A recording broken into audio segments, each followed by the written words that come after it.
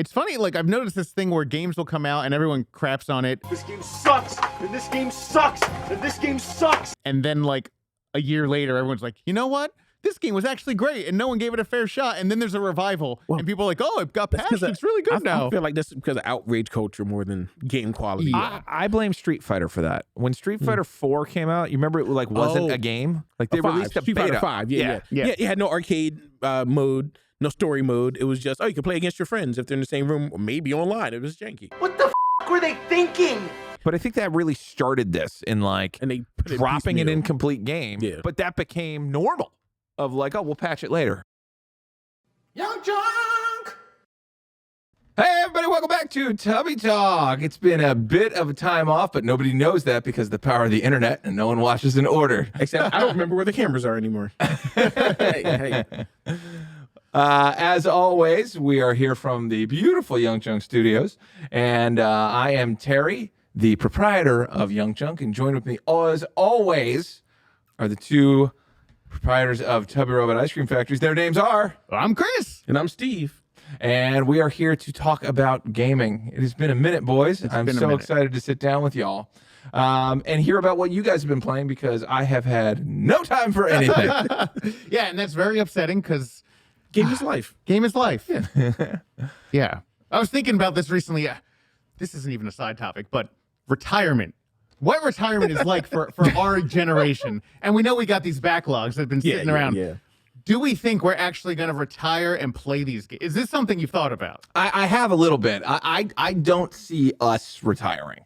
Yeah. I think we just transition into another stage of life that is also just still work where it's just like, I don't know. What am I going to do? There'll be some point at which, like, you know, you're in your 80s or 90s and you can't walk so good. You say that, You can't control but- games so good either. You got to retire partially a little bit earlier. I don't know. I guess it depends. Does anybody not think we're going to end up in the pod? We're going in the Matrix pod, right? I don't want the Matrix I'm pod. not stepping. I need I'd buttons rather on my die. controller. Yeah, I'm going to die. I don't know if we're going to have a choice here, fellas. I think it's just going to be, There's always a choice. you go to the, what, red or blue? Like none. Purple. Yeah, exactly. Purple. I don't know. I see us becoming superhuman machines and that, you know, this doesn't really affect us the way it did our ancestors and previous members of society. I think we're just, because we're all 20 years away from even considering this probably, I think by then we are the android now and we have ascended. I think someone's the android now. I don't think it's going to be us. Only because 20 years? Really? Yeah, so because the main thing it'll be when you're 30, it's the best time to be immortal. I feel like I think I agree. because you've had enough life experience and enough growing mentally and physically that you're like, okay, I can handle being an adult, and then I could be an adult in this prime of life, when, you know, good health, good shape, forever. Steve is saying he and I are past our prime, is what he's saying. Yeah, I'm not gonna be immortal Myself as now. well. It's too late to be immortal now. You're no. just barely on the cusp there. No, not at all. Not at all. I mean, I'm in my late 30s. I mean, I remember leaving the demographic, leaving the 18 to 35 was a big deal. I was like, my feelings don't matter anymore in media. No, no one is selling to me. I actually feel like the opposite's true. As I've entered my 40s, it feels like, oh, you're the generation with disposable income. And I feel like there's more, I hear more of the music I grew up with. And they're like, hey, we're putting this in an ad now. Remember Green Day? Remember Taco Bell? Remember? Yeah. So I feel like they're pandering, actually, to my generation specifically. Well, yeah. So then imagine being pandered to with Taco Bell and Ska 2,000 years from now. And then you get this background of Altered Carbon, the TV show, which was basically that. Taco Bell and Ska sounds like all I want to do with my retirement. That does sound pretty great. Yeah, but you want to do it and Ska. Yeah, but you want to do it with your meat body or with your silicon steel body. I don't think we're going to know a difference. I really, really think we're going I don't into think in this 20 fucking years we can thing. get that close. You got a lot of faith in the progression of technology. Like, I don't think people have made no progress on scanning human brains, like, at all. We haven't got back to the moon. It's trash. What do you mean? It's trash. No one knows how the brain works well enough to copy information. but you know from what it. we do The know? more we learn about the brain, the more we learn we don't know anything about the brain, and it sucks. But you know what we do know? We know a lot about like orthopedics and the body now, and AI's advancement in that, even in like casting technology. They're working on the exosuit. Like I know physicians who are working on like the Iron Man. Yeah. So the idea of your body failing you, I think, is going to go away. Your mind, I guess, is still going to go to mush. So it doesn't matter. Well, and then there's one thing about your body, but what about your heart and your lungs? Like those will stop ticking at some point. Now I'm just having Warhammer daydreams of like rotting husks inside of Iron Man suits walking around. So do you think of were you guys what's the movie with the bugs? It's Verhoeven. It's the one he did after RoboCop. Oh, Starship Troopers. Yeah, are you Starship Troopers fans? Yeah. As it was intended to be received, received, yeah. Yes. Yes. I see what you're It doing. did not militarize me against bugs, Right. but it made me understand this. I understood the satire of it, and I enjoyed it. Well, one of the coolest parts of the satire that I had to be pointed out to me, every adult has a horrible disfiguring injury. Yeah. And I'm just like, well, that's what it's going to be. Everyone's just going to have a robot arm and a robot leg and a robot eye, and that's going to be normal. All the old people, robot heart. they're all over 30. Yeah, that's true. All the under 30s were taking co-ed showers together and You got brains. Yeah. Well, but the whole thing with that, the only people you see over that age are in the military there, aside from the parents, and they're citizens. And you can be old and not a citizen. And I would assume the people who are not citizens they don't have their arms ripped off. You know what? I don't remember any citizens. Wasn't everyone a soldier in that? Well, the soldiers are citizens. That's how you become a citizen. Yeah, the path to citizenship was be a soldier. They're like, hey, do you want to be a citizen? Like, that's their decision point. Like, after college, like, are you going to join the army and become a citizen? Because otherwise you get no voting right, I guess? Yeah. The assumption? There was no vote, yeah. Yeah. Helldivers 2 is very much more spot on than I realized. Did you play any Helldivers? No, I am curious. Is Helldivers the thing that they ported to Switch 2, or there was a version of a Helldivers going to Switch 2, or is it something totally different? It's only on Sony things and the PC. And PC, yeah. But did that team develop that game? Or am I wrong? I think they might have been talking about trying to do a streaming version, but I don't know if they announced like a definite thing. Yeah. I think I did hear something about them trying to see if they can make it stream. But what kind of game is Helldivers? I might be totally off here. So it's I can Google third person. Yeah, 4 person. Like small squad. Third party shooter. Yeah. So like you're basically giving a short mission. It's like, hey, go to this planet and kill all these bugs, or go to this planet and kill all these robots. Yeah, for super democracy. For super democracy. So it's very over the top satire, and it's really feels like that Starship Troopers vibe. Yeah. Whoa, that's new on Google. Short videos? It's been there for a little. Are you sure? Yeah. That's blowing my mind. I switched from Google recently. Are you a DuckDuckGo man? Yes, I did DuckDuckGo man. switch to DuckDuckGo because it was just too trash. Oh my Game God. Tyrant. What is this website? Game Tyrant. I tried to switch All right, to there we go. DuckDuckGo the other day, and then I realized I can't do Google Translate if I'm using DuckDuckGo. You translate that much? Every now and then. Really? Why can't you translate? Because Google Translate's hooked directly to the search. So you have to like copy it and go to Google Translate, the app, and paste it in. Otherwise, you can just in Chrome be like, translate this page, and it automatically translates it. So it doesn't do it if you change the search engine. I learned You brought up Helldivers 2. Yeah. Yes. So Helldivers 2, we played a little bit. I think it would be fun to have a LAN game, have you in to play. Because you play with a small team, and it's very streamable. It's very what do you call it? It has a lot of emergent humor. Yes. In it. Yeah. What's the opposite of ludonarrative dissidence? It's ludonarrative. What did you just say? You never heard that term? No, ludonarrative dissidence. So yeah, the idea ludo means game, narrative means story, and so it's the sort of thing where you're playing a campaign and they're like, oh, you have 5 minutes until the world explodes, And then you go do all these open world. and you do all these open world things, It and takes it you takes 2 hours. Yeah, and then it's like, well, there's some dissonance there because they can't. The story is telling me that the world's blowing up in 5 minutes, but I'm playing this game for 4 hours. Yeah, the gameplay is not connecting directly with the narrative as weird. presented. Whereas in this game, it's the opposite because you're playing soldiers, and even if you're playing with a group of friends, the characters in game are like a bunch of young, like 20-somethings that are like, oh, it's not to blow up aliens. And then when you blow each other up, you're like, oh, dude, you blew me up. Like, it works with the gameplay and, ties in the actual real world, like socializing and camaraderie with what's going on screen. But it's also super tongue-in-cheek and dark humor the whole way through. Yeah. So, like, the first thing you do is this training course, and it talks about just you actually die in it. And every time you die, another trooper like you is sent in, and you assume control of that person. Oh, interesting. They like clone you.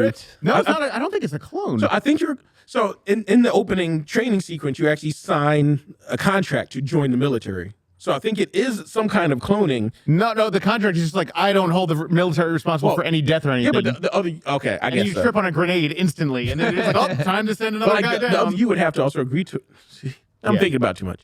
Yeah. But yeah, the first thing to do is to kill you. Second thing to do is to try to heal after you get killed. Yeah, it's great. It is really fun, and there's planets all across this galaxy that you can go and try to map. Yeah, you're trying take over, spreading super democracy. Okay. Yeah, and there's bugs that you fight. Those are just Starship Trooper bugs, and then there's robots that are like super. They have like a republic or They're something. kind of a like slightly different form of democracy. They feel like Skynet, really. Oh, it is more They Skynet. feel a lot like Skynet. Is there another alien race, and it's just like they have like direct democracy, and the Helldivers don't like it because they have a very representative democracy. Well, I think that, something like that. The whole thing is the Helldivers are not actually. It's not a democracy. It's absolute democracy. Yeah, no, that's what I mean. Yeah, like it's just more like a dictatorship. But Yes. I think one of the alien races has like our form of democracy, and they don't, and that's why they're the enemy. Heart of democracy. This is awesome. Yeah, so it's all through the lens of propaganda. Yeah. The whole thing's through the lens of propaganda, and that's what makes it fun. Yeah, there's probably an in-game like advertisement. Like Yeah. I thought, oh man, we gotta play with Terry. I think. Oh, I'd love to. Invite you friendly over. fire I would zones, so love you all to, can blow each please. other up. You'll call down like a turret to shoot the bugs. If you run the turret, you get shot too. Damn. It's And what's crazy. fun is like a lot of the objectives will be like, all right, call down a bomb here or call down some beacon. And to do that, you have to enter this arcane set of like up directional controls. It'll be like up, down, left, down, down. And then, but if you mess up, you got to start from the beginning again. Oh my And God. It shows it on the screen. Yeah, you have to hold a button and hit the arrow keys or hit the D-pad on the controller. So it's not even, it's counterintuitive on purpose. So And yeah, of course, it's as you get bombs to are blowing up. deck around, your it's dude great. out. You wear a cape. All right. Dudes who wear flowing You capes. sold me. They're a bunch of You Boba- sold me with capes. A bunch of Boba Fett ass dudes. Yeah, Boba Fett dudes is a good way to put it. Yeah. So yeah, it makes it really feels. If you like the vibe of Starship Troopers, Yeah. you'll like this game. They nailed it a little too much. At one point early on, they had to be like, y'all know this is satire, right? Yeah. We don't actually want y'all to be authoritarians. Like, Well, like they did there's some kind of poll where they were like, do we save the kids or like destroy these bots? And it was like through in-game actions. Destroy the bots. Yeah, I think everybody went destroy the bots. And all they the didn't kids like that? Yeah. But no, they were like, y'all know these are kids. You're sacrificing to kill the bots. Like, they're like, yeah, but it's a game. And it's like, yeah, I guess. Yes, you're right. yeah. Is that a game you've been playing recently? I haven't played No, it we recently. played it like 6 times. We need to play it more. yeah, but- like we only played a handful of times, and we need to play more. We could do a let's play. That'd be fun. Yeah, let's try it out. We'll do a let's play sometime. Sweet. So what are you playing right now? I've been playing a lot of Hades 2. Okay. That had finally been in full release. It was in early access for about a year or so. Yeah. I bought it early access, played it for like an hour, and it was like, I'm going to wait until the game's finished because I don't want to have to do any of this over again in case they reset it. They did not reset it. So now I'm running into a lot of dialogue that's like, hey, it's the first time we've met after the 60th time I met them.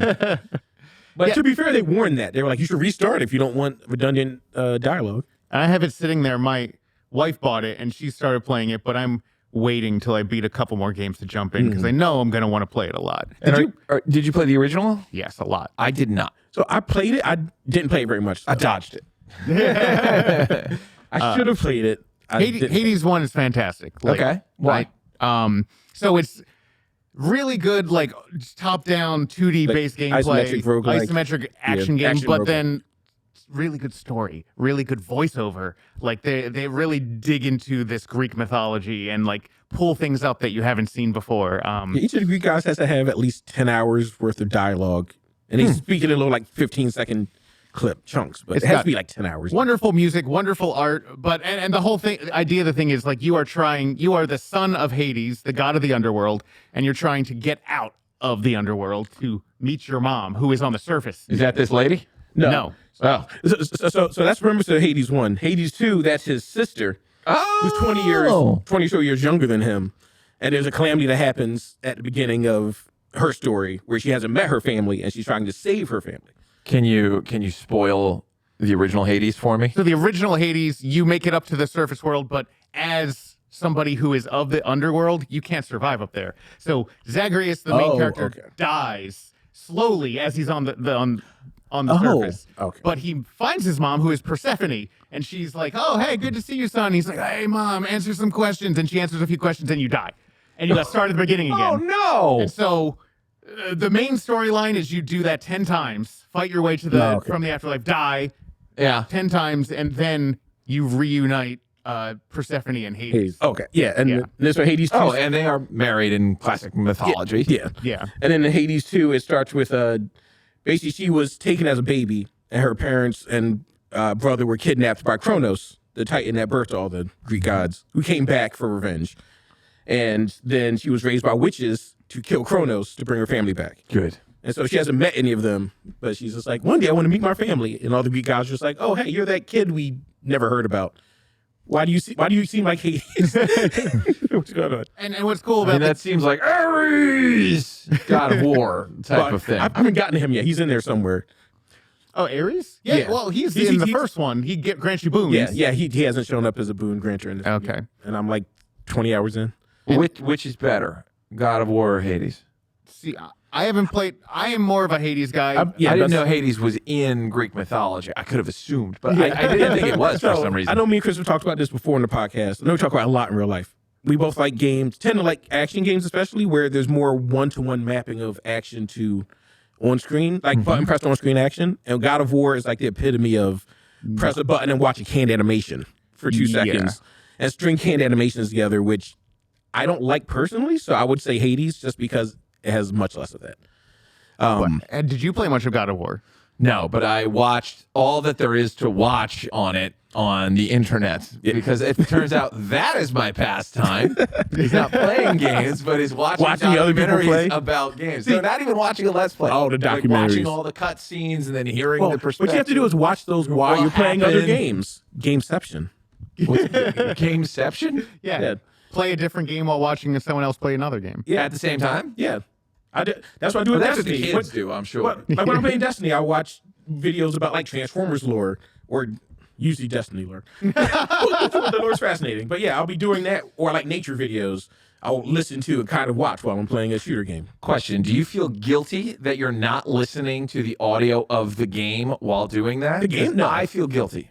Well, no, because thankfully Destiny has like very obvious points where the characters say things to you. Otherwise, you're shooting things for 10 minutes and you get like 2 minutes of dialogue. A game like that, So I feel less bad because that's more. It's an online game where you're just playing matches over and over. Yeah, match-based, even PvE stuff is match-based. So I can always pause if I need to listen to the game, and then I unpause or continue to listen to the video. Yeah, and I only do that as well, like if I'm playing something like StarCraft or Quake or something where like you don't. Lots of times you don't need to pay attention to the game. But a campaign-based single-player thing, I want to listen to the game and hear everything in it. I find that so hard now.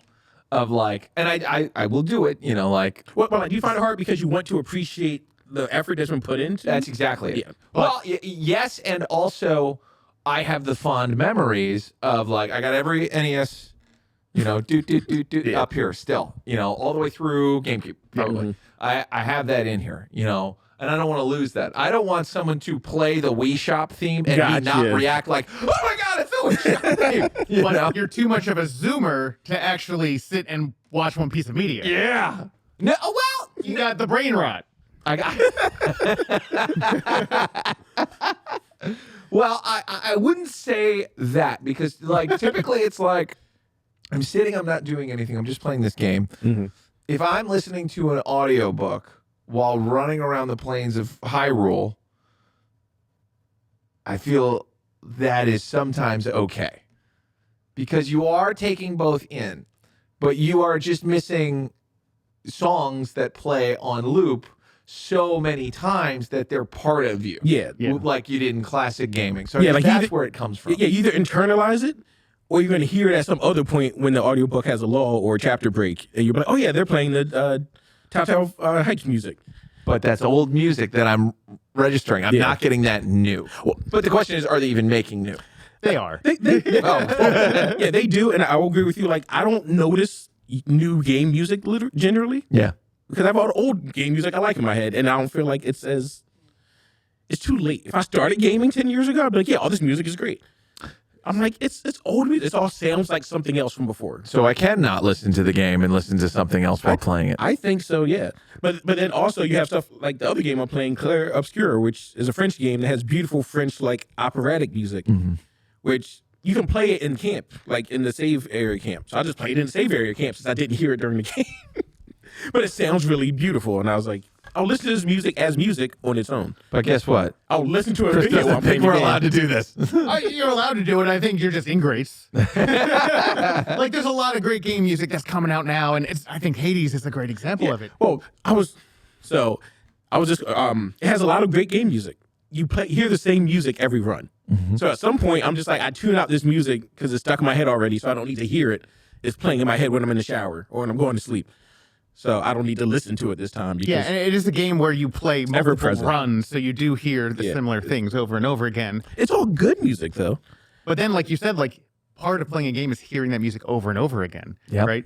And there's lots of like modern day classics, like your Undertales of the world, like has a very memorable. I know you didn't play it, but it has. I don't want to play it. Undertale. It's a sound like like Watch a documentary about Undertale. It's awesome. That's what you do. It looks like the most it looks like the type of game I hate the most. Yeah, dude. So I don't play it. Watch a doc. So there's a. I don't mean to cut you off. I want to get back to what you're saying. Super Eye Patch Wolf, who I brought up before, does an amazing like 2-hour take on what the internet did to Undertale. So not necessarily the game. He goes over the game, but what the internet did with that and how crazy it got. It's part of what shooting me against it is the internet's like quote unquote embrace. It's one of those times when the fandom turns you off, right? Yeah, but also the little skeleton dude. I can't remember his name. Sans. Yeah, and everyone's all about Sans. But also, it seems like one of those, seems like one of those games where it's like, oh, you get stuck in this never-ending boss loop unless you do this one weird trick. Like Bravely Default had the same thing. You keep losing to It's the same game, isn't it? Aren't they connected? Wait, Bravely Default and Undertale? No, I'm thinking of No. Deltarune. Oh, Deltarune and Undertale Deltarune is the sequel to Undertale. Yeah. I want to get back to what you were saying. It sounds like, I think through knowing you, I think you're an immersion guy. Like you need to be fully immersed in whatever the content is. Yeah, and you do know me from hearing all the discussions we have for sure. And I feel that Siren Call to be drawn to other things as well. Like it's like, oh, like my attention's waning. I should turn on something else. Objection. Yes. It's not a siren call. Okay. I don't have time to. I don't want to take. I want to watch this video. I want to play this video game. Yeah. I don't have time to do them sequentially, so I do them at the same time. It's hard to do it sequentially. Now I don't want to watch other things or play other video games, or go to work, or have so a much life. media I need to cram So it much all media in. I want to cram in, but it's not because I devalue either piece of media. Yeah. I know I can fit listening to 5 minutes of Game Grumps at a time while I play a PvP match in Destiny, so I will do that. See, I feel personally when I'm shotgunning media like that, it just washes over me. And like maybe I enjoyed it and maybe it happened, but I don't remember it at all. I love Game Grumps. I don't want to sit down and watch an episode generally because it's just people playing a game. Yeah, it's a Let's Play. The important part to me is hearing them joke around about the game or with each other or about like meta stuff. Yeah. That I don't need to watch the screen of them playing in order to get most of those jokes. That's why I can do something else. That I think goes along the lines of audiobook. Those are audio-driven things. Yeah, where I don't need my eyes and the hands. music of the game, and instead to enjoy something audio-related, but you're still getting visual stimulus, which I think is possible. But I also think I'm not getting the true immersion that I used to of like how important this was and being this close to the TV, is a little different. But also, I challenge the game makers to make a game that keeps your attention. That wants it would make you want to immerse yourself your in it. Full of attention. Well, and they make those. Tears of the Kingdom did that. Yeah, know, and that's the thing too. Like, don't get me wrong, I don't do that with every game. Specifically Destiny 2, which I just checked 4,000 hours in now. Oh, so it's not like I know how the gameplay works. I don't need to listen or watch. I don't need to listen for them to tell me how the gameplay works. I know how it works. Yeah. But while I'm doing that, which is relatively rote, I'm like, how can I occupy my ears, which is listening to this admittedly great music, but a track I've heard 100 times. Yeah. I'll watch something else. When I'm playing Hades 2, I tend not to watch anything or listen to anything because I'm focused on the game. Yeah. Same thing with most games. So Right. yeah. So it's not that I need all that stimulus for specifically games for games that are meant to be churned through. I want something else to also occupy my time. Yeah. And I think you're not quite like this, but I like when I really like a game, I want to play it to its completion and then go back to it and 100% it, like, to some degree. Yeah, no, I like that. feel Like it while I'm playing it. I don't like going back to Yeah. Is that right? Is that 166 days? You've played Destiny at 4,000 hours? 4,000 Yeah. divided by 24? Yeah, because I started right before COVID. I got back into it. It's over half a year? That's truly a forever game for Steve. Actually, I played a couple more hours because I played on PS4 first. And then Holy- this is just Steam hours. It's terrifying. If you play a game that much, I'm sure you know enough about it where you can do other things. Well, also, remember, COVID was in the True. middle of this. Well, the thing I'm thinking of more is the concept. Yeah, I think there are games that this is okay for, and there are games that it wouldn't be. Because essentially it would be like, if you're playing Pac-Man in an arcade, and the arcade has a sound system playing top 40, I'm okay with that. Yeah. Even though it should be playing Pac-Man themed top 40. Pac-Man Fever on loop. Yeah. Just disco. That's what we'll play at our place. Just disco over and over again. I can't wait. I love disco. I don't want to be the same disco. It's got to be different disco. Yeah. But yeah, I think there are different games, and games that are like, you play them repeatedly, and they're skill-based games, kind of like sports almost. Like Destiny's almost like a sport. Yeah, if I was playing Madden, I wouldn't be listening to the Madden music either, or the football stands necessarily, because I know what it is. A fighting game, a sports game, RTS. A fighting game I have to pay full attention to and full immersion in, which I don't play them like for hours at a time because it's stressful. Yeah, you know what it is? Maybe the secret is because you're doing media math. How do I get all this media in? Yeah, because there's also lots of media I don't have to listen to. Like any TV show I like, it gets my full attention. There's no games, there's no phones, there's no anything but me looking at it. Which is a more rare and rare thing. Extremely. Yeah, but because that's lots all- of people. Yeah, but that's what they're designed for. I am waiting for the Netflix category that is like watch with your phone shows. Don't watch with your phone That's shows. like half of Netflix, I'm pretty sure now. Yeah, I know that they should it's just not come out and labeled. say it like this is two-screen viewing. Yeah. This is single-screen But viewing. Yeah. producers right now are saying, like, hey, you need to keep in mind, you have to keep the plot simple so that people who aren't paying attention get yeah. it. Like, that's a directive that's coming down. Yeah.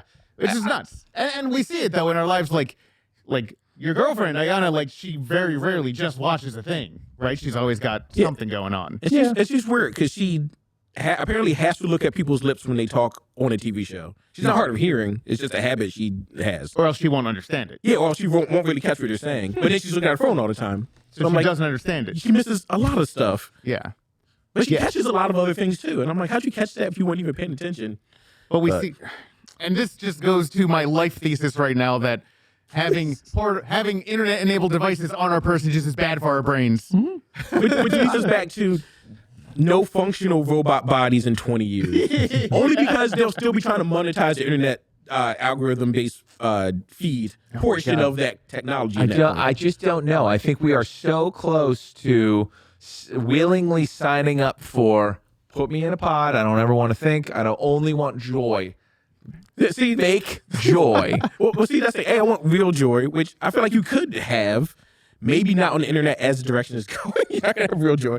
But like, if I would go into a robot body in 20 years or Matrix in 20 years, it would get me away from Facebook feeds and TikTok algorithms. And that's the problem. I would do it. The way technology has, But that's not going to happen. over the course of our lives, the way it has grown has become so dystopian. Yeah. To be like, I used to love the internet. The internet was my favorite place to go and to learn things and to grow. And now it's miserable. Yeah. It's so miserable. Like, if it's not people screaming at each other, it's bots posing as people screaming at each other. And then it's just bots making, now it's just like completely fake Bots on stuff bots on bots, everywhere. yeah. I will get something back here, like in the back of my brain, that will say doom scroll. The second, like, it feels like I'm doing that, and I'm like, oh my God, and I'll have to put it down because, like, I will never be a doom scroller. I'll be a joy scroller, but I won't be a doom scroller.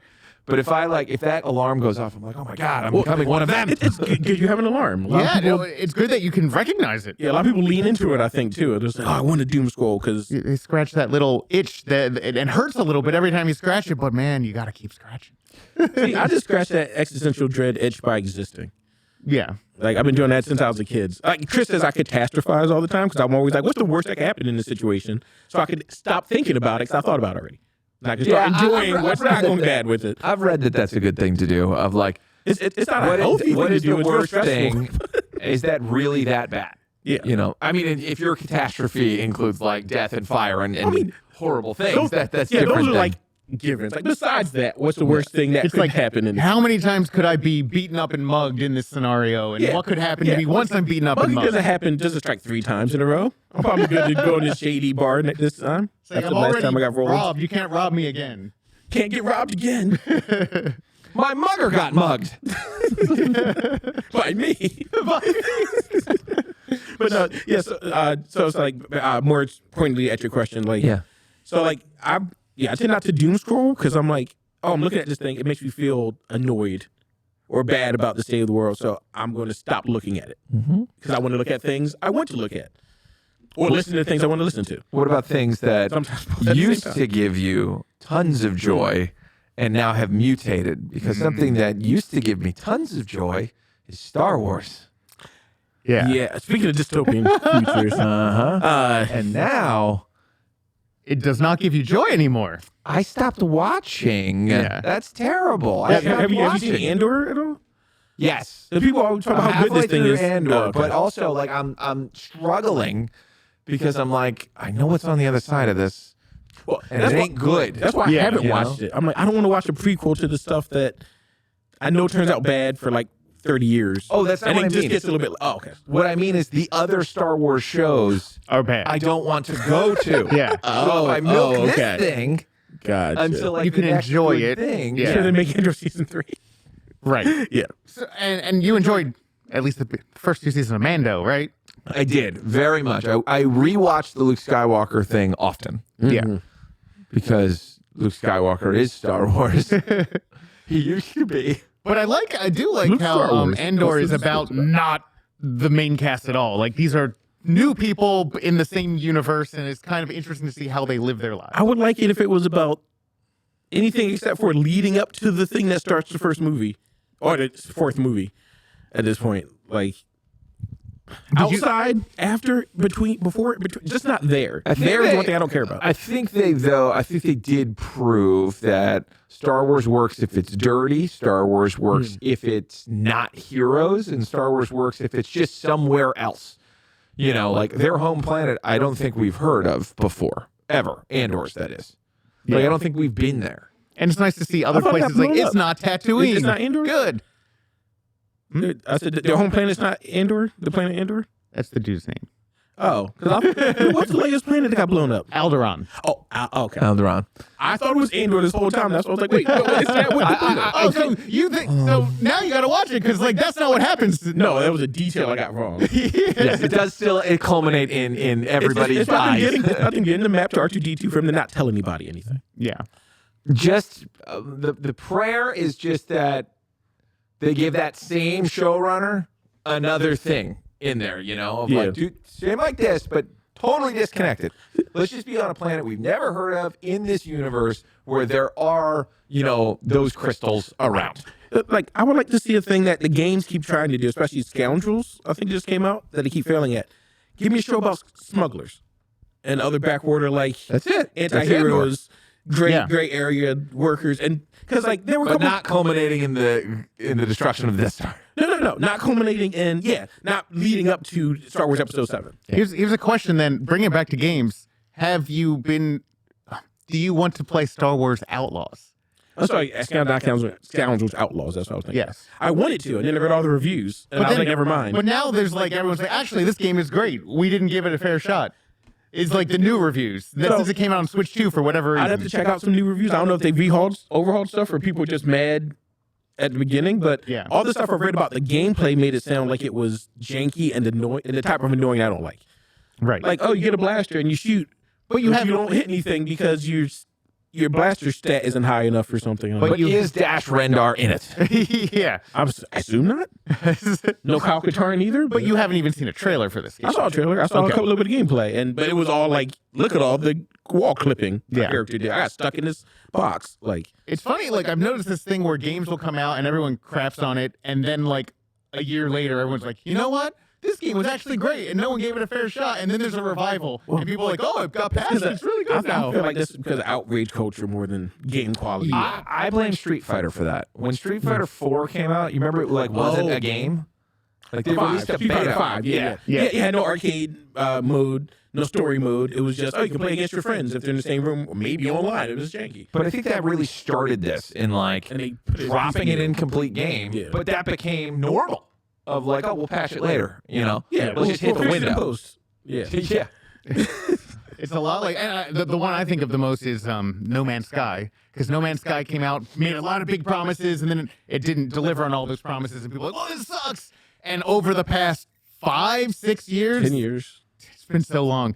They've really, now the game does more than it ever promised, and they keep updating it. Like every couple months, they're like, here's another big update. Yeah, my thing is, if I hadn't tried to play it back then, I'd be playing it now. Yeah. But I tried to play it back then, and I played Elite Dangerous, which is what it was promising to be. Right. And then I got tired of it, so now I'm burned down with space games. Otherwise, I'd be playing. No Man's Sky is incredible. That and I got to play this. I don't have time for 2 forever games. Isn't part of the... It's a forever game. That was my exact question. Like, there's not stuff to do, right? Well, Is there's it just explore? Stuff to do, but it's designed for you to want to keep doing it for a long time, and not like an Do I have a Navi type character saying, go do this? You do actually, yeah. Oh, I didn't know. Yeah, you do. And there's a central quest basically that you follow, and then there's tons of side quests. So it's hard to say. Like, it's so broad, but there is a through line you can follow. So I kind of get the sense that it's like a make your own productivity style game. Like, you do as much or little as you want to do in the game, and like a Minecraft. Yes, very similar to that. Okay. Yeah, only I don't like. it's more. Is it a sandbox? Is that what they call it? It is a sandbox, but it's also very narrative driven at the same time. So you can ignore it.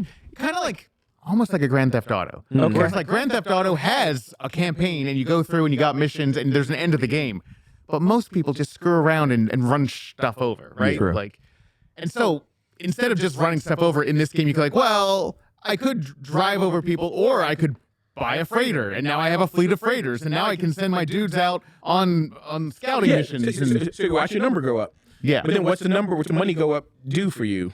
Like, does it allow you to buy more freighters and just make the biggest freighter business you want? Yes. Well, yeah, that's what I mean. Make your own productivity. But then you can be like, all right, well, now I can buy, the fighter planes that I want and outfit them the way I want. That was my problem with Elite Dangerous. I was like, I want to get a carrier so I can use this to refuel my ship and explore more. And I got the carrier, and it's like, you got to pay upkeep of 10% of the carrier's cost every month. Mm-hmm. And I was like, but it took me a year to get this much money. It's like you get more because you have the carrier, but now it's a job. Yeah.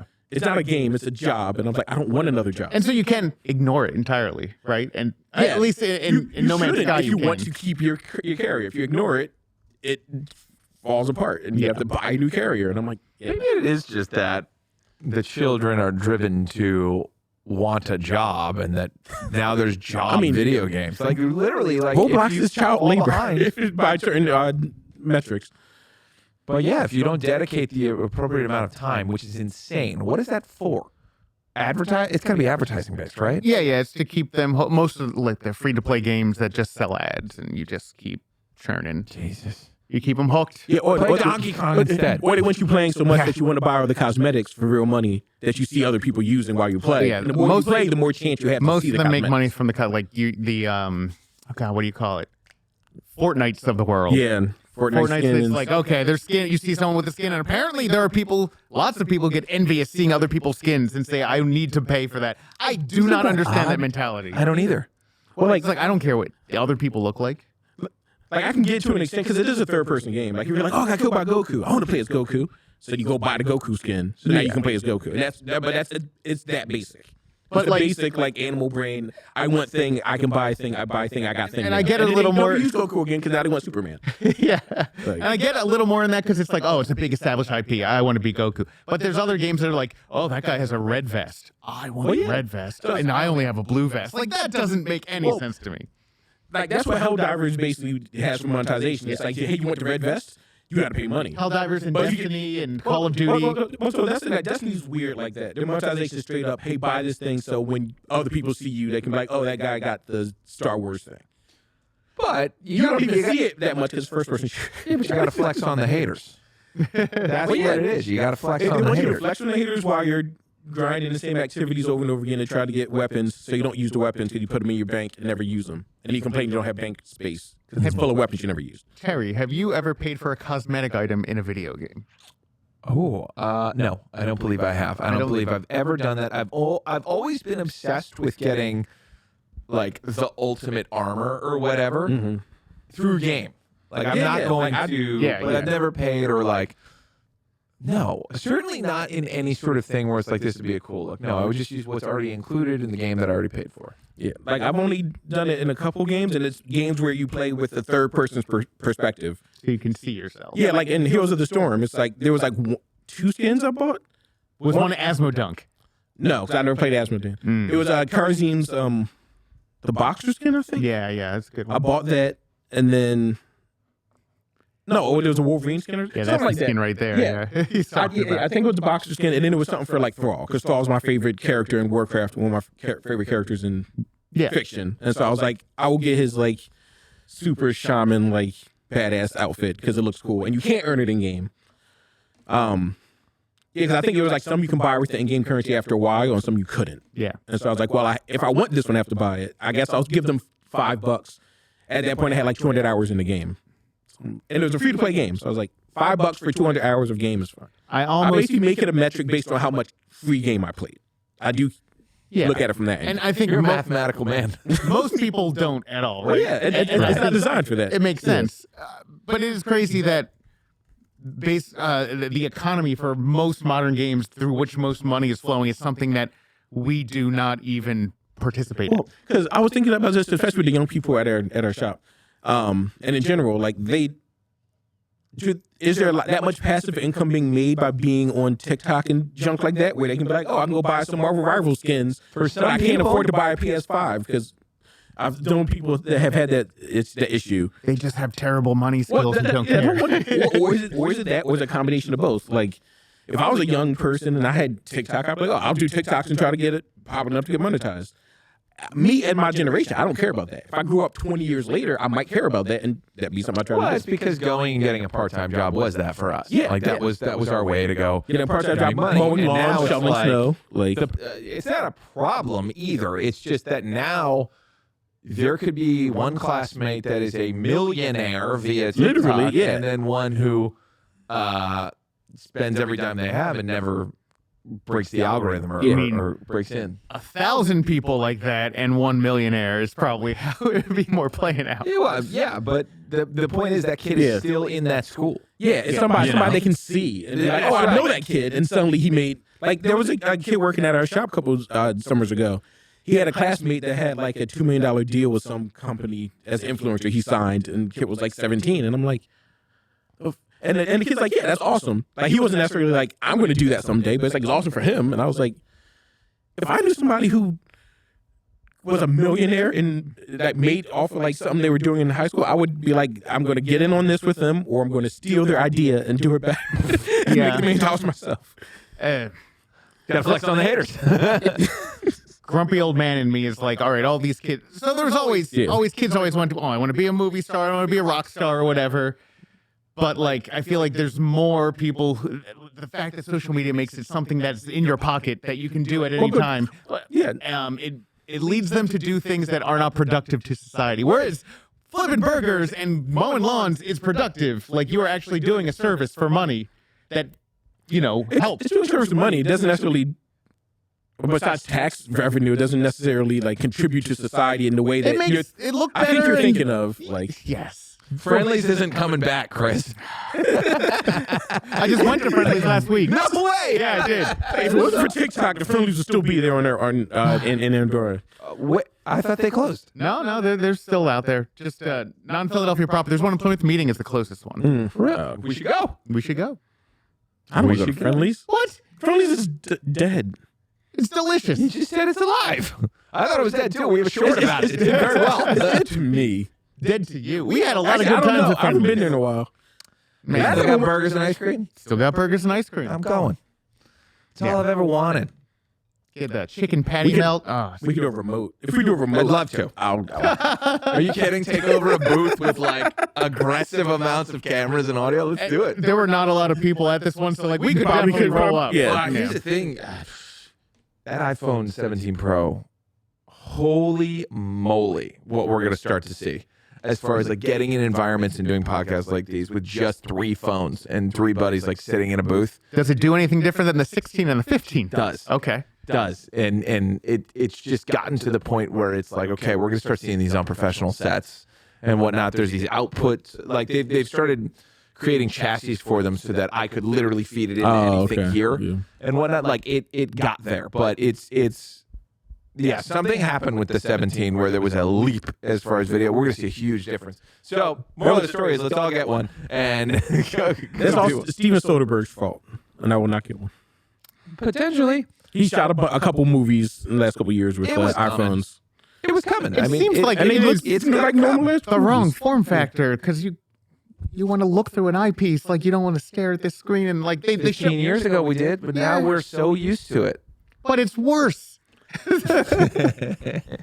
Like I get it if it's like an upgrade in technology, but this is just like, well, I just like using my phone. But then, like Terry said, it's become the new norm. Like you haven't moved along to the new norm. Not that you should, and I agree with you in some of that same respects. But that's the new norm now, and it sucks to us. But that's what people nowadays want to see. I'm on board with anything that lets you do something you couldn't do in the past. Well, yeah, And this doesn't to me. because we're still operating off of the old, antiquated march of progress where things got incrementally better every 10 years. And the idea of manpower doing mattering. Yeah. Like that, it just doesn't anymore. Yeah. It's very, very strange. It's leaping forward. I think it matters to the human soul and to like the spirit and becoming something. Like I mean, I'm going through it right now. Whenever I'm doing an edit myself, that's not the best idea or use of my time, but I feel amazing after it. Yeah. I hate every minute during it. But once it's done, I feel really, really You have a great sense of about it. accomplishment because you actually literally accomplished something. Yeah. Yeah. But TikTok money don't care about that. No. All right. So here's a question: you do video as your life, right? I do, yes. It's just the form factor of holding a thing up that you don't want to touch the screen unless you like. How do you hold that thing in a video setting and like screen if you adjust want. the focus? You can touch the screen. Well, you can get adapters for it, where it's like Yeah, a little harness, handheld, like yeah. 16 millimeter That's all I style. have to see, yeah. You can fly it on a drone if you want to. You know, there's all sorts of Put on an things arm, you can do. crane. But the people are so used to it. Is the thing. So that thing And costs, you could put it in a viewfinder, really. So Yeah. actually, I could probably find one. and like those cost like $2,000, right? It's like in that realm. Is that cheaper than like a purpose-built camera that is made for your hand? It is not. Not if you're going and just getting a $2,000. Oh, well, these iPhone. are $0. Yeah, okay, so it's $2,000 for an iPhone 17 Pro, or $1,000 or whatever. Yeah, that was the storage space differences. Oh, $900 for a terabyte? That's crazy. Oh, no, it was 1.75 terabytes difference. That is a lot of more data, but not $800. Yep, there you go. Too much. You got these things. So it's like an You got this additional 150 to $250, $300, Yeah. Oh, this in addition to this $2,000 pretty thing. cool. A good old B&H video. It just seems like the wrong form factor. I'm sure it does. And it doesn't to you. Again, like you're like, It's more this is that fascinating. I would be a fool to sit here and say that the phones are not going to take over all of this stuff. Like it's going to eat it. It's just a matter of time. well, Interesting. and also to play devil's advocate, like it's the same form factor as the TVs you're watching this stuff on now. What? No, it's the TV you're watching it on is on. You mean like? What do you mean? The same. Like I don't watch television on Like a you're not 6-inch device. like you're not necessarily recording a square video, so you can. Or if you are recording a square video, you're going to crop it so that you get it to be anamorphic or. Yeah, but the eyepieces screen. aren't square. They're. Obviously, it has to be square. That's what I'm saying. I don't see the argument. You don't put it on your eye. You're not holding your phone up and looking. I'm trying to figure out what you mean. But Yeah. yes. It's awkward to hold. And That's what he's point doing. at There's things. ways to hold it, so you don't have bananas. to make it awkward to hold. Yeah, Point but- at things. Those things. Now, this was not shot on an iPhone. Yeah. right. But to getting damn close, you can lens these things up. But the base one, I mean, you'll see. It's just going to be But people have been ridiculous. telling me this for 20 years. And That's I feel like fair. it's still not there. I think it got there. I actually truly think it got there this time. Because literally 2005, people are like, whoa, we're just going to shoot movies with our iPhones. And people have shot movies with iPhones. Well, like But adapted iPhones. Like to your Steven point. Soderbergh did at least 2 of them in the last couple years. One But- was like High Flying Bird It or Low Flying wasn't Bird. or the, something. but it's not the lens. Like it's not the out of the box, which is fair. Yeah, which is fair. Which is fair. Like, but also like I don't know. Like, seems like you're looking to see a huge leap, but you've also been looking to see a huge leap for 15 years or 20 years at this point. Yeah, I just want to see, what does it let me do that I couldn't do before? Is it better than what was before? In any way? Please. Yes. What's better? Resolution is not resolution. Codecs are finally the same things I use in my cameras is now in that phone. Gotcha. But is it better? What makes it better than a purpose-built camera that already had that codecs? What makes it better than a purpose? Other functionalities. Certainly that you could operate it remotely in a lot of capacity. Size. It's just like Portability, yeah. just putting it in your pocket. And I think the big thing is it's not intimidating when you use a phone. People are just so used to that.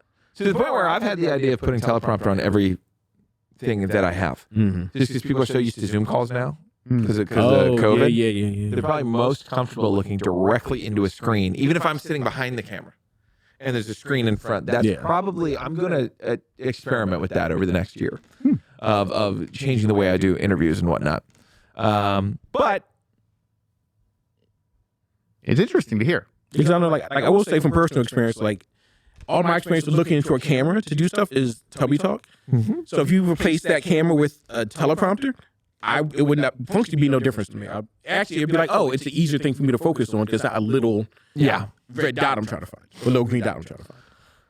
yeah, I wouldn't necessarily say I prefer it, but I don't care either way. So the big thing I'm waiting for, here's a game changer for you. It's not out. No one's even talking about it, but or even developing it for that matter.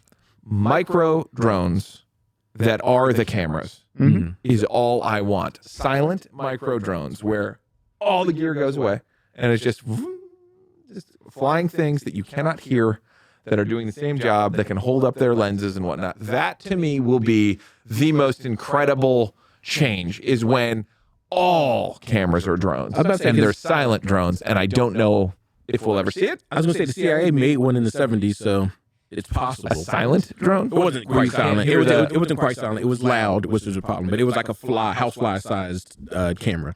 So what do you With think a comes very bad first? resolution. Because if I'm walking out and I just pull a little box out of my pocket and I go, 3 camera setup, fly. Yeah. And it just knows it, that will be the greatest day. So what do you think comes first, that or human brain scanning? 'Cause I think brain scanning, because that's more Really? important. Interesting. I think much those little harder. things, it's much harder. those little things might come out of nano cam robots. Do that, you in make your it go brain. out your eyeball. Your cyber eyeball. I want Your all iris that. comes out and turns into 3 little drones. That'd be awesome. I will say, and I've always said this, the second they have like the Jax procedure, I'm in. Like from Tekken? No, Mortal from Kombat. Mortal Oh, Kombat. Mortal Kombat. You want to rip your arm? You want metal arms? I want metal arm. The second they you're get all- hyper cybernetics and stuff, I'm in. You're all into transhumanism. Like you're full bore. Did you see, Yes. Did you see Alien Earth? I did, yes. How about that type of cyborg where you just like you seem functioning human, but you just have like robot arm that has robot arm Like a stuff in it. synth, or Well, like the main characters? Like the Like dude Wendy. from the security dude from the ship that crashed with the yeah. We just have he like was a torch. cyborg. Yeah, he was a cyborg, so he had some cybernetic parts, but he wasn't fully. I would rather go material. cyborg than android. Yeah. The phone. I'd rather be a cyborg than have an android. No. Like I think he was like missing an arm, like congenitally. So he had like one arm that was slightly translucent sometimes when he was using it. He had like a torch come out or a cutter, but otherwise it looked like his Or a hand. blade. Yeah, or a blade. But otherwise it would be skin color like his hand, and then it would get translucent, and you see like a torch pop out. So he was slightly cybernetic, and then they had synths, and then they had straight up the androids. Yeah. I'm surprised though, like, I don't want a metal arm. We could possibly go into cyberpunk here. I don't. Oh, yeah. I don't want just a metal arm. I'm going to want metal body. I guess if I'm going to go metal anything. I want another appendage. Yeah, then you're in cyberpunk or like radioactive Spider-Man type stuff. Yeah, like want Doc something Ock. I want something that comes out of here and can hold something here. So I still have my hands and just. But like, what do you do when you try grab to go to things. sleep? What do you mean? It goes back in my body. In your body? Yeah, it's a, How big are you? How It's a big is your second arm? spinal cord that okay. can fully articulate. Okay. Here's my problem with the metal arms, especially the jack style metal arms. What's it anchored to in your body? They'll figure Because that out. metal arms are great until you go to pick up something and your metal arms rip off your body because your body is not meant to hold a car. Yeah, it would have to be You have to be like anchored metal to, shoulders. like across your like metal collarbone or metal spine with the metal arms connected. And even then, Or they're low weight metal arms, like it's made with high tech alloy that is not heavier than your normal arms, but it's just stronger. Yeah, but the arms still need to be able to. What's one have metal arms to lift things or push things that are heavier than you can with normal arms, right? or Or just just to to have have bullets. Okay, well, block bullets, yeah, it works. Look at that. Look how cool that is. And across his back is just like a mess of mess. Oh, Lord. In the movie, in the games, you just had metal arms, period. And it's like, yeah, they were ripped the metal arms off and beaten to death with it because they weren't anchored to anything but bone and muscle. Again, the animated That was Warner that was Brothers really movies good, are yeah. so good. I never I'll send saw you the those. latest one. Oh, you have to. Yeah, they're real fun. Do a book report on it. Nice. And you know what? Single screen viewing.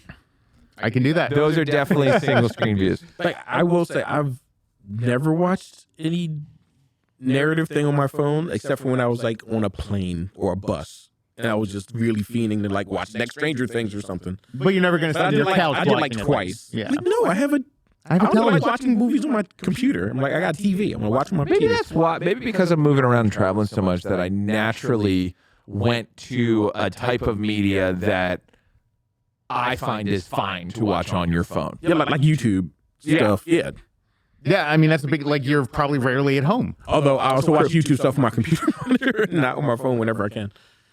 Yeah, I guess that is the difference. Is like, you know, well, this goes back to our earlier conversation of the types of games you play can kind of inform what you're doing with Yeah, with the rest of your device. brain and your Like, so it's also like the type of content you're consuming on video determines, is this something I'm watching with my phone, not watching with my phone, watching on my phone? These are all three different decisions you have to make now. Like for me, like if I want to watch something on my phone, it stops me from using my phone. A, for anything else.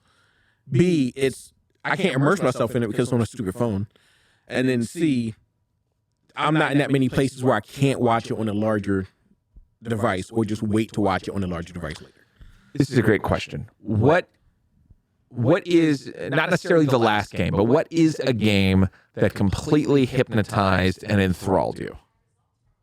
Oh, wow, that's a good question. Well, mine is Clear Obscura, the game I was talking about earlier. Like, you have Did to it just happen to you? Yeah, it's beautiful. It has beautiful music. It looks. It's I think it's Unreal Engine 5, but it looks amazing. It has great like particle physics and it's active. It's our turn-based RPG, but it's an active dodge system for defense. Yeah. So you have to be like you have to listen for when the attacks are starting to land to know when to dodge it. Like there's audio cues, but they're very subtle. But is this the kind of game like you're thinking about this game while you're not playing the game? Oh yeah, I was Just wanting to get back to play it? Yeah, like it has 3 acts. It just got to the beginning of Act 3, and for the first 2 acts, I'm like, "Where's the story going? I want to know what the story is." I had all these ideas in my head about what the story was because it was very mysteriously laid out for you. It's based on a Netflix show or has a Netflix show? No, Why would it be called Clear Obscura? It's an art term. Oh. The game has a bunch of art terms in it, so it's an art term about light and color, light and shadow, or something like that. Yeah. I think that's what it means, like light, obscure light, or something like that. I would say my most recent one is very recent. Donkey Kong Bonanza. I played a lot of, and when I sit down, I'm like, I need to sit down 2 hours at least where I can dive into this game. Well, and, I would yeah. say the same thing, but I'd have Clear Obscura and Hades 2 to play first, and then eventually I'm going to be able to sit down and just play Donkey Kong for 3 months and 100% it. Yeah. But until I can do that, I've only played 2 hours of it because, like Chris said, I sat down and played for 2 hours. I was like, I don't want to do anything else. But then I was like, there's other stuff I want to play. To me, the mark of it is, am I thinking of it when I'm not? If I am hearkening back to fourth grade Terry, who is just thinking about getting out so I can go home and play Super Nintendo or whatever. Yeah. Like, if something does that to me, that is a truly So I thought from an immersion point of view, I need to play it all the time. It's Hades 2. I don't want to be here now because I want to go play Hades 2. Yeah, exactly. But Yeah. And it's rarer and rarer to find those games. And I don't know if it's because those games are made less or we're old and our brains are different. I don't know. I think it's just we're not. Well, I know, especially for y'all, because y'all are a lot busier than I am in general. You know, with running video business and have family and stuff. Like, I'm kids and stuff. We are families. Hopefully. I find a game that I like to play and I would like to play it, so I play it. You don't have as much time to find a game you like to play. So you're waiting for a game to come across your field of view that you want to play. Yeah, just like I do. Like I play a lot of games. I'm like, oh, I don't like this game. I played the demo. I don't like it. I don't talk about it because I don't want to play it. Yeah. But yeah, that and it's fun. I play a lot of retro games, and doing that, like I'm like I go back. I'm like, no, this game still hooks me in a way that you know I don't necessarily get hooked by a lot of games now. Old games are good. Yeah. A lot of really good old games. Yeah. The last one I really remember doing it to me and really sinking its teeth in. Now, I did do everything you could do in Tears of the Kingdom. I unlocked everything you could do, which was a Herculean task. Yeah. But I still wouldn't say I was, occupied with thinking about it while I was working or doing other things. The Arkham City game, that had its tendrils and hooks in me like nothing I'd ever had. That was a stay up all night and not realize it type of game. Yeah. That was an incredible experience for me. And I didn't go on to the later games, to like whatever one was after that, Arkham Knight. Yeah. And then I think there's another one on the way. Or well, there was Origins, and then the one with all the Bat family they were both kind of bad. Yeah. Why does that happen? How do they go from a game that can hook me when I'm thinking about it all day? I'm like, I just want to get back and play. I just want to get back and play. They didn't make Origins or the other one. And Knights was just a lot. They were like, we got to make it bigger than City. Add all this extra stuff. Add this Batmobile. Yeah, and it's like, yeah, but now it's so big. Like, what am I supposed to do? And it's like, anything you want. I don't want to do anything I want. I want to be Batman and have it be fun. Yeah, we don't want limitless possibilities. We want a set defined list of possibilities that are fascinating. Yeah, like playing Knights, I had to eventually just start doing a checklist of like, oh, what are all the 18 different things you can do? I'm going to do all of the one thing, all of this thing, all the riddles back to back to back, not as I come across them. Like I would with like Arkham City. I felt like Batman because I'm running around, oh, I got a clue, I'll come back to that later. Do a mission, go back to that clue, solve it. Yeah, I feel great. Arkham Knights was like, it was Assassin's Creed. It's such a list. I have to just go down the list. It's not fun going down the list. Checklist. Well, for me. Some people love going down the list, checking off checklists in games. That's not me. That's crazy. That is a crazy thing. That is work.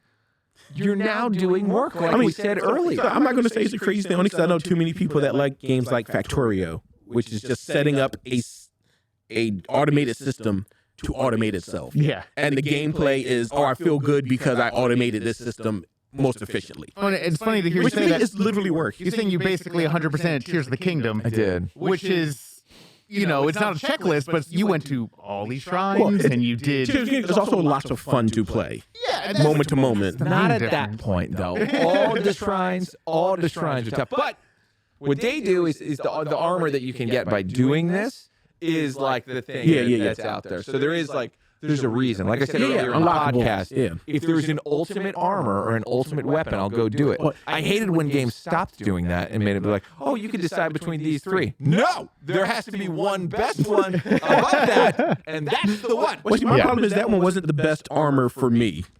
It was, I stopped doing the shrines after I realized I don't actually want to use this armor when I unlock it. I wanted to unlock it because I wanted to unlock it and it looked cool. See, I feel like the shrines have their own reward. In my opinion, it's like, oh, what's this? You gotta figure out this puzzle. Yeah, I did that in Breath of the Wild. Yeah. And I was like, I have to get to all of them in this one in order to beat them, and I got tired of trying to get to all of them. I did not do the Korok seeds. Well, that is a fool's errand. Nobody expects you to do that. 1,400 of them in that game. Yeah, no. You have a job. Well, Nobody expects you to do that. Yeah, but also, this when it comes to like a value statement, it was nice. I had a game for a year. Yeah. One game is what I played for a year. You pay what? It was $60. They didn't go up in price yet. So you pay $60, you play the game for a year. That's a great value. It was good stuff.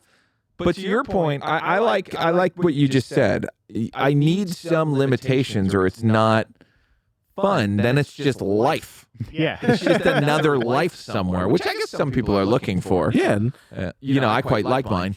But I guess a lot of people are looking for like, okay, let me go live somewhere else. Yeah. And so I'm enjoying living somewhere else. Whereas me, I'm like, where's the gold armor in Mega Man X3? How do I get the sub-tanks to get it? There's only one best thing. Yeah, you got I'm getting the goals. one best thing. There's no decide between these. Yeah. No, give me the best thing. So yeah, the other thing for me about that too is if there's a defined goal in the game, beat this boss, get the best thing. If I do it, I don't want to play the game anymore. Yeah. So if it's not the ultimate end of the game, it sucks because then I'm like, I've been thinking about doing this goal for 20 hours, 30 hours. Now I've done it. I literally lose all motivation to play the game after that. There's plenty of games I've abandoned because I'm like, oh, I got the best weapon. And I don't want to go use the best weapon because I just wanted to get the best weapon is what I wanted to do. But isn't there not the best weapon anymore?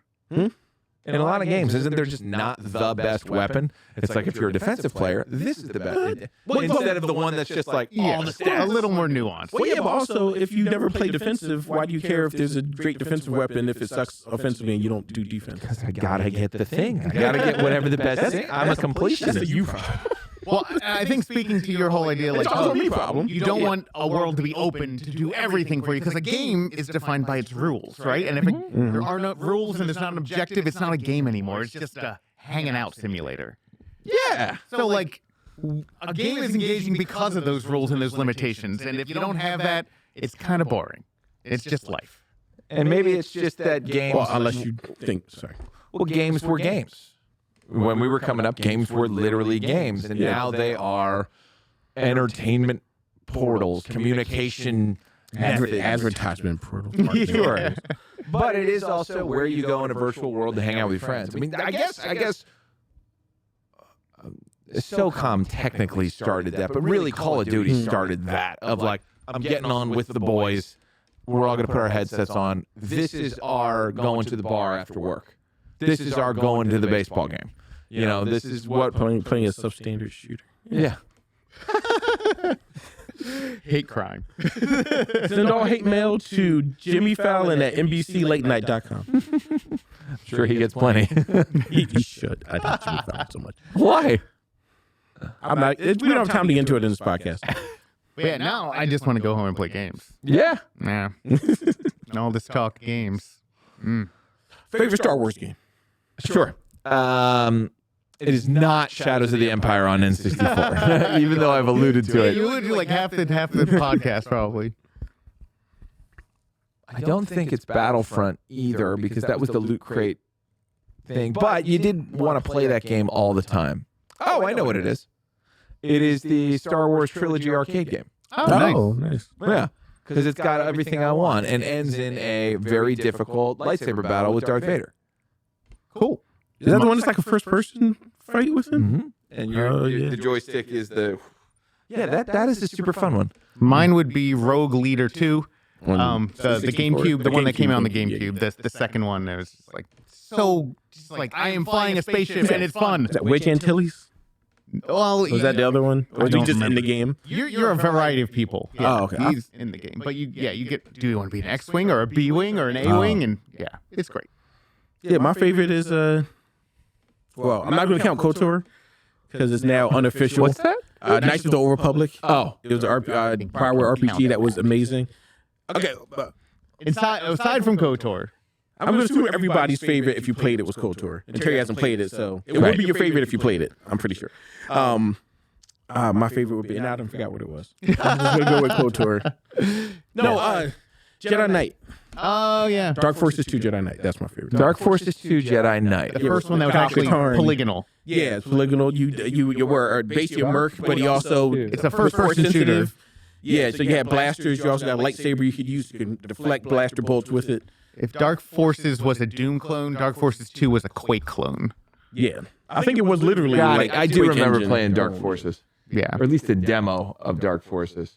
Yeah, and then Jedi Knight was the sequel to it. What about Jedi? What was the other one? Jedi Outcast that everybody liked? That was one. That was the action one from recently, right? That was the guy from played the Joker and No. These ones. Yeah. that was Jedi Knight that was 2. Jedi Knight 2.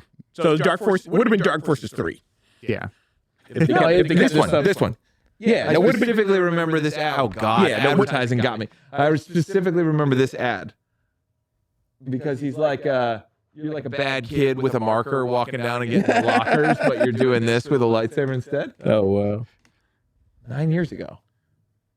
Yeah, Kyle Katarn is Actually, wasn't that long ago. What? Well, no, they're just There's talking. another one. I think they're just talking about this Yeah. 9 years ago. The game is from The game is very early old. 2000s. Yeah, look at it. There's no way that's 9 years old. Yeah. It was Jedi Knight 2 with Jedi Outcast. And it's not the newest one. No. Well, it was a new from that series. I don't think they made any more. What you know? It's like What's Jedi the one- Academy or something. They did make it one more. What's the big one? The big one that came out that everybody loved with the kid from Shameless. Yeah, Jedi Survivor is one of. I think that's the second. Jedi Survivor. Survivor. That's like the second of his series. Yeah.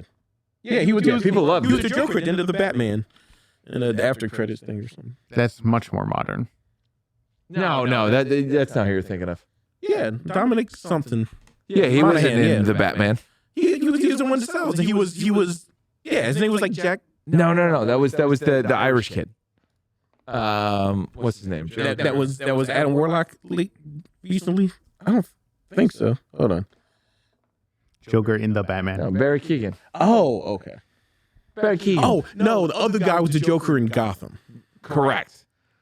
Okay. I'm glad we got that. Both of them were illusion cameos that you only know it's the Joker because you know the Joker and he says like a thing the Joker said once. They're both though. Why? It is weird. Ever since there's been video games, there's been Star Wars video games. Yes. Because Star Wars lends itself to video games. All the people making video games were Star Wars nerds. All the first video games were about shooting other spaceships as a spaceship. Like that's the first video game was Space War. I'm shooting, and Star Wars is that. Yeah, they go hand in hand. Video games and Star Wars, they came out about the same time too. Like this. Yeah, I guess so. You know, I never thought about those concurrently going together, and they both kind of sucked a little bit in the modern era, and they had some high. Dude, There is a essay to be written here. Yeah. there's a podcast that we almost did, but we got sidetracked immediately. Next time. Well, folks, thank you so much for joining us on this week's Tubby Talk. As always, play games, do podcasts, and eat ice cream, particularly with these fine gentlemen. Where can they eat ice cream, boys? You can eat ice cream at the Tubby Robot Ice Cream Factory at 4369 Main Street. We're open 7 days a week, even in the dead of winter. Come on by. I think I will. Good night. Good night. Good night. Young John!